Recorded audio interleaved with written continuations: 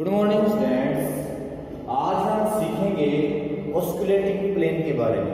Osculating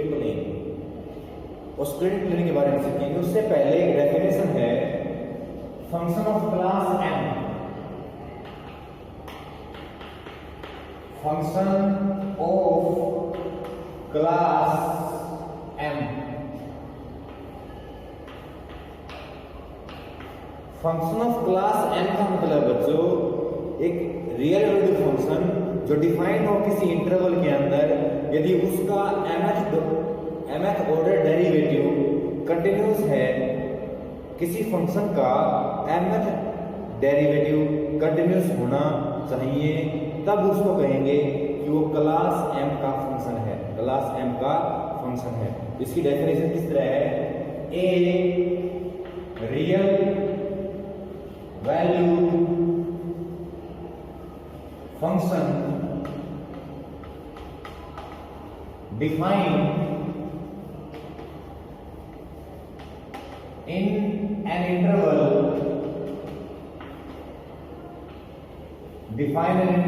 I, किसी interval I में define है, is said to be of class m। Class m का कहेंगे उसको m की value greater than equal to 1 होनी जरूरी है। क्लास 1 का, क्लास 2 का, क्लास 3 का, क्लास 4 का, class m is greater than 1 equal to 1। तो किसी फंक्शन को क्लास m का कहेंगे if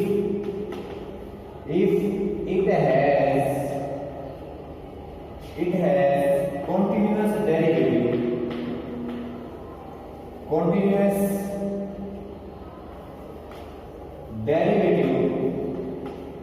of mth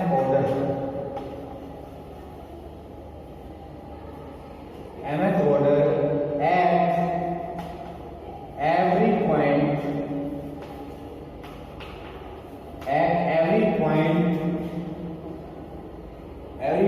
of the interval। मतलब इंटरवल के हर पॉइंट पर उसका mth ऑर्डर डेरिवेटिव कंटिन्यूअस है। उसका mth ऑर्डर डेरिवेटिव कंटिन्यूअस है तो हम कहेंगे this function is of class m। ये फंक्शन क्लास m का है। फॉर एग्जांपल, यदि कोई फंक्शन क्लास 3 का है, क्लास 3 का मतलब है कि उसका थर्ड ऑर्डर डेरिवेटिव कंटिन्यूअस है। उसका थर्ड ऑर्डर डेरिवेटिव कंटिन्यूअस है at the every point of the interval के हर पॉइंट पर उसका mth ऑर्डर डेरिवेटिव कंटिन्यूअस है। mth order derivative continuous. For example, मान लिया जाए कोई फंक्शन क्लास 8 का है, क्लास 8 का फंक्शन है कोई, तो इसका मतलब है this function has continuous derivative of 8th order at the every point of the interval. उस इंटरवल के हर पॉइंट पर उसका 8वां डेरिवेटिव कंटिन्यूअस है। इसका मतलब वो 8th क्लास का है। nth क्लास का मतलब है उसका mth ऑर्डर डेरिवेटिव कंटिन्यूअस है। अब इसके बाद ऑस्कुलेटिंग प्लेन।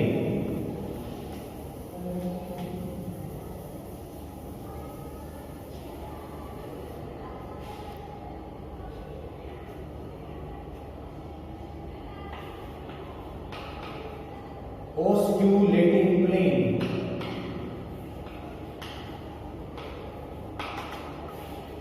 ऑस्कुलेटिंग प्लेन का मतलब है a plane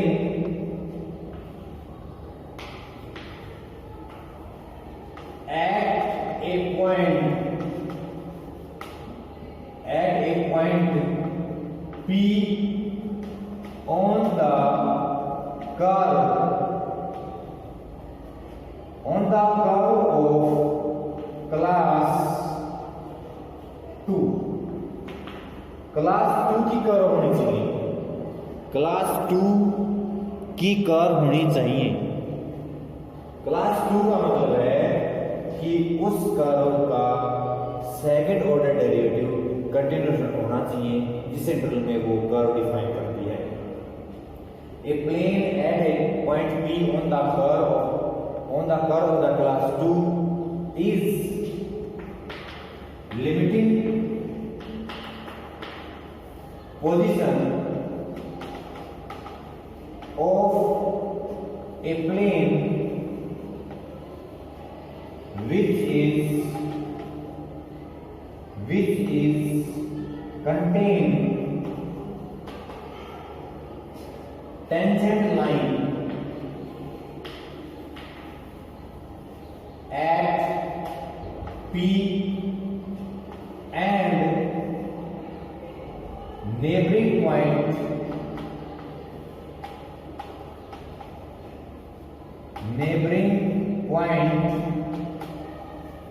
Q on the curve as Q tends to P, जब Q पॉइंट को P टेंस करे, इसका मतलब है आपके पास एक कर्व है, कर्व का कोई पॉइंट P है। इस पॉइंट पर हमें पता है टेंजेंट कब बनती है, जब इस पॉइंट के नेबर में कोई दूसरा पॉइंट Q है और Q P को टेन करता है, Q P को अप्रोच करता है, तब जो कोण है वो क्या बन जाती है, टेंजेंट ऑफ द कर्व बनाती है। इस टेंजेंट कर्व को जो प्लेन अपने अंदर कंटेन करे और इस कर्व को इस P पॉइंट पर टच करे, ऐसे प्लेन को ऑस्किलेटिंग प्लेन बोलते हैं। वो प्लेन जो tangent line at the P point, वो प्लेन इसको कंटेन करने के बाद वो प्लेन जो है वो कर्व को P पॉइंट पर टच करे, उसको बोलते हैं ऑस्किलेटिंग प्लेन। ऐसा नहीं होता कि ऑस्किलेटिंग प्लेन हर टेंजेंट लाइन को अपने अंदर कंटेन करता है, नहीं, उस टेंजेंट लाइन को अपने अंदर कंटेन करेगा जो P और Q से बड़ी है। Q दूसरा पॉइंट नेबरिंग पॉइंट लिया गया P का, क्योंकि ये इसकी तरफ है। यदि और कोई पॉइंट यहाँ पर लिया जाता तो टेंजेंट लाइन इसकी तरफ होती, लेकिन ये टेंजेंट लाइन है वो Q और P से बनी हुई है। P और Q जब लिमिटिंग पोजीशन में आएंगे तो तब एक टेंजेंट लाइन बनेगी। उस टेंजेंट लाइन को प्लेन अपने अंदर कंटेन करता है और इस कर्व को उस पॉइंट पर टच करता है, प्लेन उस पॉइंट पर टच करता है। That plane called oscillating plane, उस प्लेन को ऑस्किलेटिंग प्लेन बोलते हैं। डेफिनेशन ऑस्किलेटिंग प्लेन की है, एक ऐसा प्लेन जो P पॉइंट पर टच करेगा कर्व को, और इसके लिए कर्व भी क्लास 2 या क्लास 3 या क्लास 4 या क्लास 5, कर्व की क्लास 2 से ज्यादा होनी चाहिए, 2 या 2 से ग्रेटर होनी चाहिए। क्योंकि हमें सेकंड ऑर्डर डेरिवेटिव की जरूरत पड़ेगी यहाँ पर। अब जिसका थर्ड ऑर्डर डेरिवेटिव कंटिन्यूस है तो सेकंड भी होगा, जिसका फोर्थ ऑर्डर डेरिवेटिव कंटिन्यूस है तो अपने आप सारे उसके लेस देन वाले सारे कंटिन्यूस होंगे। तो इसलिए ये कर्व जो है वो सेकंड ऑर्डर की होनी चाहिए, क्लास ऑफ सेकंड क्लास की होनी चाहिए। अब हम ऑस्किलेटिंग प्लेन का एक derivation on oscillating plane define करेंगे।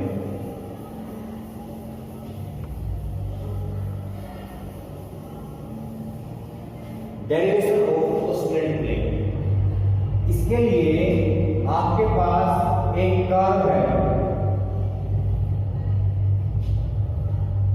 उस कर्व पर एक पॉइंट P है, P पॉइंट,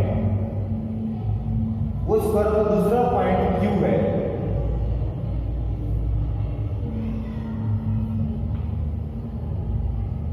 Q पॉइंट। एक पॉइंट A लिया, सबसे पहले मानना कि let the equation of curve, let the equation of curve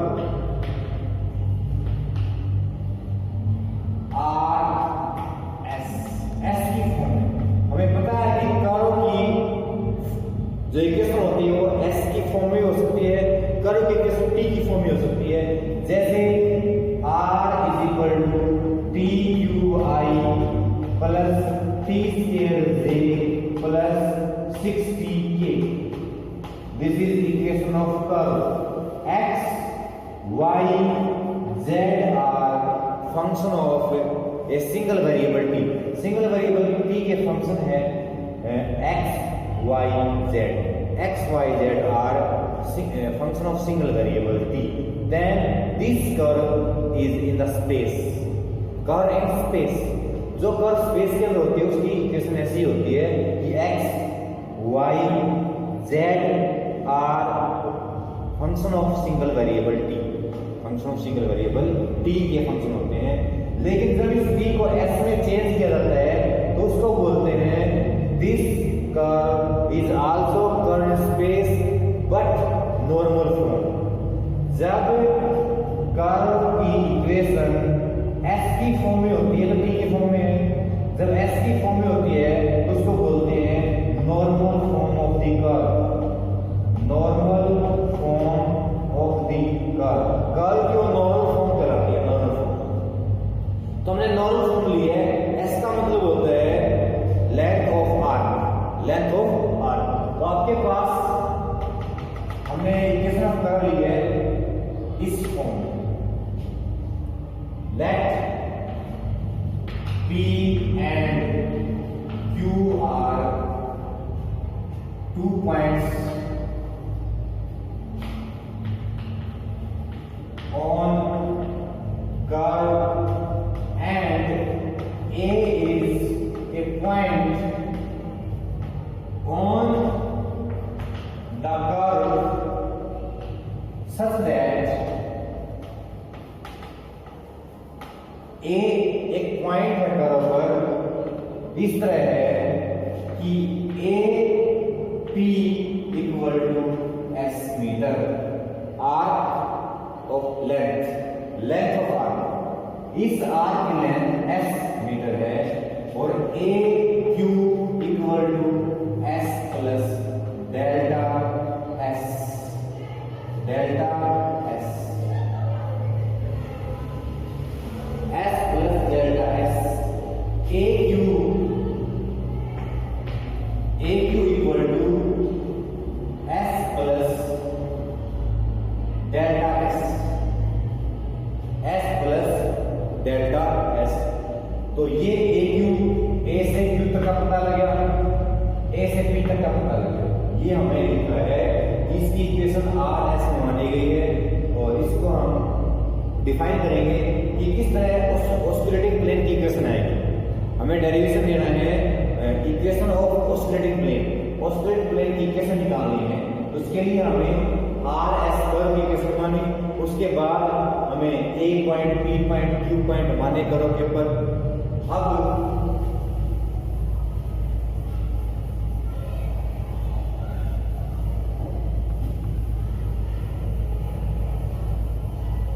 अब कर्व इन द स्पेस है तो अपने पास ओ ओरिजिन होगा जिससे हम पोजीशन बता सके, पोजीशन जिससे हम position of P point, position of Q point, position of S point, जो भी इसके ऊपर पॉइंट है उनकी पोजीशन को डिफाइन कर सके। इसलिए हमें ओ एक ओरिजिन लेना पड़ेगा। Let O is the origin, और इस ओरिजिन के रिगार्डिंग में एक पोजीशन किसी पॉइंट की वेक्टर के अंदर दिखाई जाती है। तो let O is the origin. O से जो पी है उसकी पोजीशन हमने मान ली R vector. Let O P is vector R S की फॉर्म में। Let O Q vector R S plus delta S की फॉर्म में, एस प्लस डेल्टा एस की फॉर्म में ये है। और अपने पास एक प्लेन है, यहां पर P पॉइंट पर एक टेंजेंट लाइन होगी, P पॉइंट पर एक टेंजेंट लाइन होगी। इस टेंजेंट लाइन को अपने अंदर जो प्लेन कंटेन करता है, इस टेंजेंट को जो प्लेन अपने अंदर कंटेन करता है और इस P पॉइंट है उस पर टच कर रहा है प्लेन, इस कर्व को इस P पॉइंट पर टच करता है। इस प्लेन पर हमने एक पॉइंट मान लिया, इस प्लेन पर एक पॉइंट मान लिया B पॉइंट, इस प्लेन पर B पॉइंट माना। Let point B is on the plane, plane पर B पॉइंट है और B की position capital R vector, B की position capital R vector, B की पोजीशन कैपिटल R वेक्टर, ये B की पोजीशन। अब हम इसको इसके साथ ज्वाइन कर देते हैं, इसको इसके साथ ज्वाइन कर देते हैं, इसको इसके साथ ज्वाइन। तो ये जो ज्वाइनिंग हुई ये प्लेन के ऊपर है, PB PQ BQ BQ PB और PQ are on the plane. Plane पर ये लाइन होगी PBB PQB और QQB, ये लाइनें प्लेन के ऊपर है, इनके ऊपर।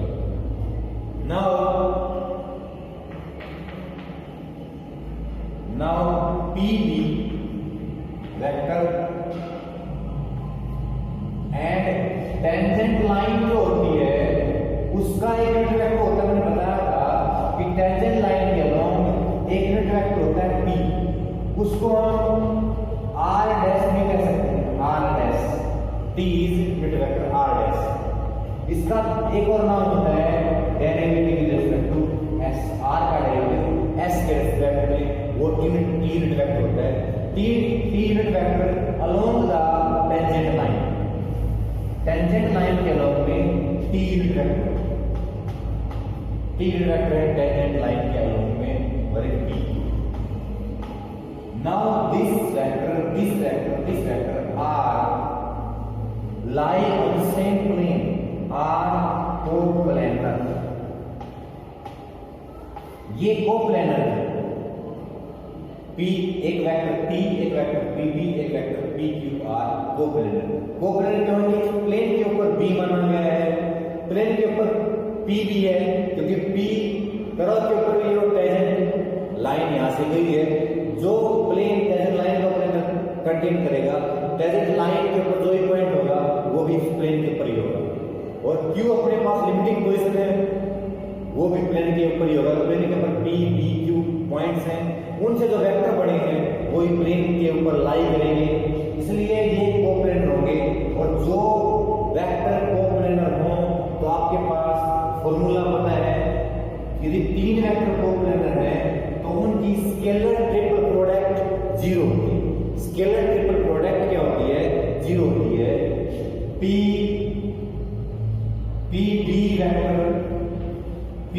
Vector dot product T unit vector cross product PQ vector, ये स्केलर ट्रिपल प्रोडक्ट जीरो होगी।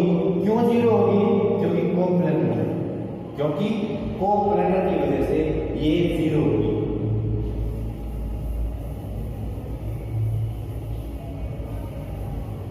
अब हमें PB का मतलब है OB माइनस OB का मतलब है कैपिटल R वेक्टर, OB का मतलब है स्मॉल r वेक्टर इन S form, small r vector S की फॉर्म में, ये PB। T यूनिट वेक्टर में पता है कि T जो यूनिट वेक्टर होता है वो R का डेरिवेटिव R डैश PQ जो वेक्टर है PQ, उसका मतलब है OQ माइनस OP। OQ का मतलब है R vector in the form of S plus delta S minus OP का मतलब है R vector in the form of S की फॉर्म में R वेक्टर है। तो PQ, ये सारी वैल्यू आपने यहां पर पकड़नी पड़ेगी। स्केलर ट्रिपल प्रोडक्ट में ये वैल्यू कितनी बनेगी कि पीवी की क्या वैल्यू है, पीवी की ये वैल्यू, पी की क्या वैल्यू है, पी की ये वैल्यू है, और पी की वैल्यू क्या है, पी की वैल्यू है। ये सारी वैल्यू यहाँ पर पुट करते हैं, उसके बाद इसको आगे सोल्व करते हैं।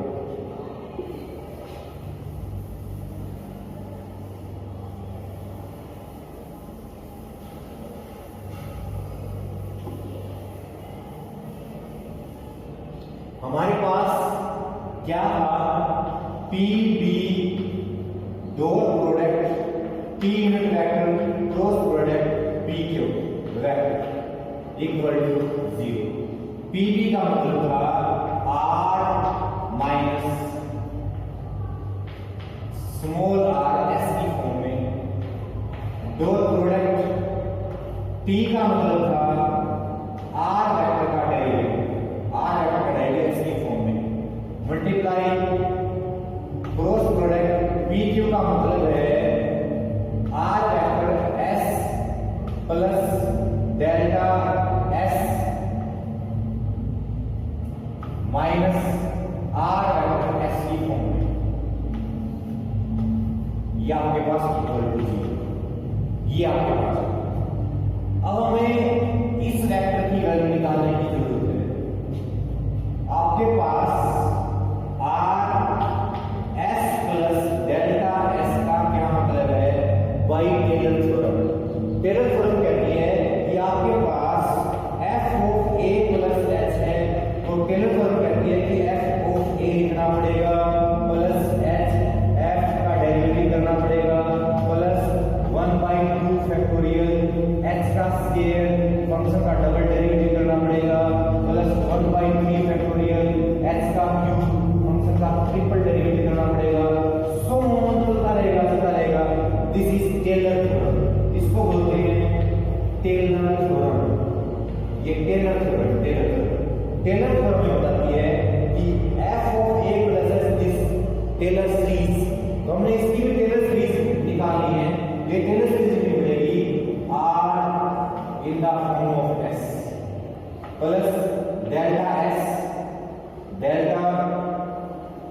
एस आर का डेरिवेटिव एस पॉइंट पर प्लस डेल्टा एस का square divide by 2 factorial, R का डबल डेरिवेटिव, ऐसे ही आर का ट्रिपल डेरिवेटिव आगे चलते रहेंगे।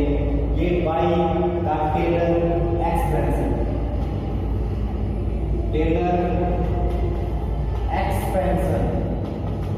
ये टेलर एक्सपेंशन से हमें ये are S plus delta S की वैल्यू है, R S plus delta S की जो वैल्यू है, ये जो वैल्यू मिली हमें टेलर एक्सपेंशन से, ये वैल्यू यहां पर पुट करेंगे। ये सारी वैल्यू यहां पर पुट करेंगे। ये जो ये सारी वैल्यू यहां पर पुट करेंगे। जब ये सारी यहां पर वैल्यू पुट करेंगे तो इक्वेशन ऑफ ऑसिलेटिंग प्लेन आएगी। Equation of oscillating plane,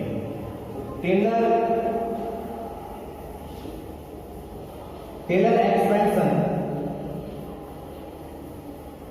expansion में बताता है कि ये इक्वेशन ऑफ ऑसिलेटिंग प्लेन है capital R minus small R S की फॉर्म में, डॉट प्रोडक्ट आर का डेरिवेटिव एस के रिस्पेक्ट क्रॉस प्रोडक्ट, इसकी वैल्यू हमारे पास आई R S plus delta S, R का डेरिवेटिव एस के रिस्पेक्ट प्लस डेल्टा एस का square divide by 2 factorial, R का डबल डेरिवेटिव एस के रिस्पेक्ट प्लस ट्रिपल डेरिवेटिव आते रहेंगे, माइनस इसकी वैल्यू ये रखी है minus R S, equal to zero. हमने क्या किया गया है कि R S plus delta S की वैल्यू पुट की गई है, R S plus delta S की वैल्यू पुट की गई है। ये एज इट इज इसकी वैल्यू ये सारी minus R S equal to zero. तो ये जो आर एस है, ये जो वेक्टर आर है एस की फॉर्म में, ये वेक्टर आर एस की फॉर्म में, ये वेक्टर आर एस की फॉर्म में, दोनों कैंसिल हो जाएंगे, ये दोनों कैंसिल हो जाएंगे। अब आपके पास बचा R vector minus small R vector S की फॉर्म में दो प्रोडक्ट आर डैश की क्रॉस आर डैश के साथ, जब इसकी क्रॉस इसके साथ होगा तो जीरो हो जाएगी। हमें पता है कि किसी वेक्टर की क्रॉस प्रोडक्ट उसी वेक्टर के साथ करें तो जीरो होती है, किसी वेक्टर की क्रॉस प्रोडक्ट उसी वेक्टर के साथ करें तो जीरो होती है। तो आर डैश वेक्टर की क्रॉस प्रोडक्ट आर डैश के साथ, क्रॉस प्रोडक्ट इसके साथ की जाएगी, आर डैश की क्रॉस प्रोडक्ट आर डैश के साथ की जाएगी तो जीरो आएगी। उसके बाद आर डैश की क्रॉस प्रोडक्ट इसके साथ की जाएगी प्लस आर डैश की cross product delta S by 2 factorial का square R double dash plus delta S cube divide by 3 factorial R का ट्रिपल डेरिवेटिव एस की फॉर्म में ऐसे लिखा जाएगा equal to zero.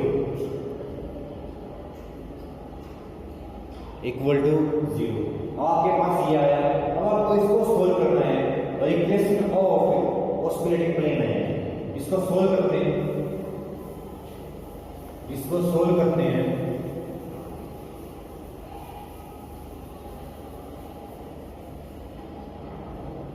R minus small R S की form में dot product zero R, इसमें से हम कॉमन ले सकते हैं, इसमें से डेल्टा एस का स्केल डिवाइड बाई 2 ये कॉमन लिया तो आपके पास बचा R dash cross product R double derivative plus, जब डेल्टा एस यहां से लिया गया तो ये आ गया, डेल्टा एस यहां से लिया जाएगा तो डेल्टा एस डिवाइड बाई 3 बचेगा। यहां से स्केयर लिया, यहां से स्केयर कॉमन लिया स्केयर, तो अंदर आपके पास ये बचा divide by 3 double derivative triple derivative plus चलता रहेगा इक्वल टू जीरो, प्लस चलता रहेगा इक्वल टू जीरो।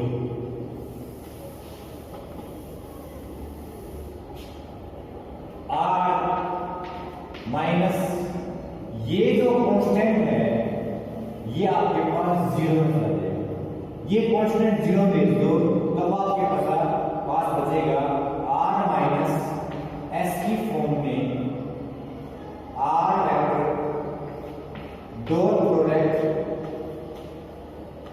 आर का सिंगल डेरिवेटिव एस के रिस्पेक्ट में क्रॉस प्रोडक्ट आर का डबल डेरिवेटिव एस की फॉर्म में plus delta S divide by 3 R का ट्रिपल डेरिवेटिव एस की फॉर्म में plus equal to zero.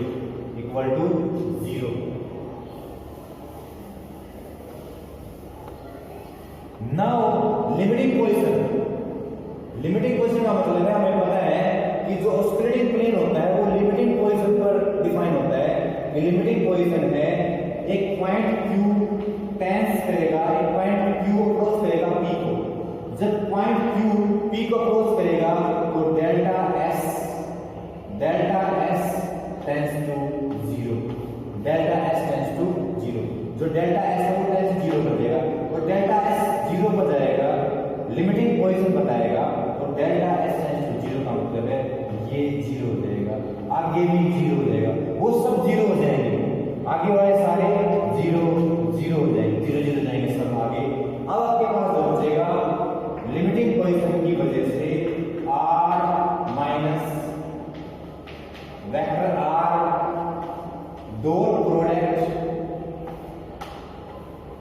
r vector का s के रिस्पेक्ट में derivative cross product r vector का डबल डेरिवेटिव, इसके पास डेटा नहीं है लेकिन आगे सब 0 हो जाएंगे, 0 आगे सब 0 हो जाएंगे क्योंकि डेल्टा S 0 है, डेल्टा S की वजह से 0, डेल्टा S की वजह से 0, आगे जितने भी हैं वो सब 0 हो जाएंगे equal to 0। Hence equation of oscillating plane is, equation of oscillating plane, आपके पास जो प्लेन था उसकी इक्वेशन बड़ी, एक पॉइंट प्लेन के ऊपर एक पॉइंट है r कैपिटल R से माना गया B पॉइंट था, वो आपके पास कर्व थी, कर्व पर B पॉइंट था, कर्व पर Q पॉइंट था, और एक पॉइंट यहां पर टेंजेंट थी आपकी टेंजेंट, और यहां पर A पॉइंट था जिसको AS माना गया था, और इस लाइन को जो प्लेन अपने अंदर कंटेन करता है, जो प्लेन लाइन को अपने अंदर कंटेन करता है, और एक प्लेन के ऊपर एक पॉइंट माना गया था B पॉइंट प्लेन के ऊपर था, O से उसकी पोजीशन R थी, O से P की पोजीशन स्मॉल r थी, O से Q की पोजीशन थी, तो ये जो ऑसिलेटिंग प्लेन है, इक्वेशन ऑफ ऑसिलेटिंग प्लेन आई r minus small r dot product r vector का single derivative plus r vector cross product r vector का double derivative equal to 0। This is the equation of oscillating plane. ये equation of oscillating plane है बच्चों, equation of oscillating plane, oscillating plane की ये equation हमें यही define करनी थी। ऑसिलेटिंग प्लेन की इक्वेशन आई r minus small r dot product small r का सिंगल डेरिवेटिव स्मॉल r का डबल डेरिवेटिव इक्वल टू 0, क्योंकि वो जो वेक्टर थे तीन vector p b p q और t यूनिट वेक्टर, ये तीनों वेक्टर कोप्लेनर थे, कोप्लेनर की वजह से scalar triple product equal to 0, scalar triple product equal to 0। तो ये आपके पास S की फॉर्म में इक्वेशन आई, S की फॉर्म में। इस S की फॉर्म की इक्वेशन को हम चेंज कर सकते हैं T की फॉर्म में, T की फॉर्म में। तो एक R होगा कैपिटल R और स्मॉल r T की फॉर्म में लिया जाएगा, डॉट प्रोडक्ट स्मॉल r का डेरिवेटिव T की फॉर्म में, क्रॉस प्रोडक्ट स्मॉल r का डबल डेरिवेटिव T की फॉर्म में इक्वल टू 0। T के रिस्पेक्ट में डेरिवेटिव डबल, T के रिस्पेक्ट में डेरिवेटिव सिंगल, और this is the equation of oscillating plane, equation of oscillating plane, oscillating plane की ये इक्वेशन आई। इसके लिए आपके पास यहाँ पर डबल डेरिवेटिव एग्जिस्ट करेगा, क्योंकि आपके पास जो कर्व है, जो कर्व है वो क्लास 2 की है। क्लास 2 का मतलब है उसका सेकंड ऑर्डर डेरिवेटिव एग्जिस्ट करेगा, कंटिन्यूअस होगा। क्लास 2 की इक्वेशन ली गई थी हमारे पास इक्वेशन थी वो क्लास 2 की थी। क्लास 2 की वजह से यहाँ पर ये एग्जिस्ट करेगा, सिंगल डेरिवेटिव एग्जिस्ट करेगा। क्यों? क्योंकि आपके पास क्लास 2 की इक्वेशन ली गई है, क्लास 2 का फंक्शन है, क्लास 2 की कर्व है, तो क्लास 2 का मतलब है उसका सेकंड ऑर्डर डेरिवेटिव कंटिन्यूस होगा, पक्का कंटिन्यूस होगा। तो आपके पास ये ऑसिलेटिंग इक्वेशन आई बच्चों, equation of oscillating plane. Thank you.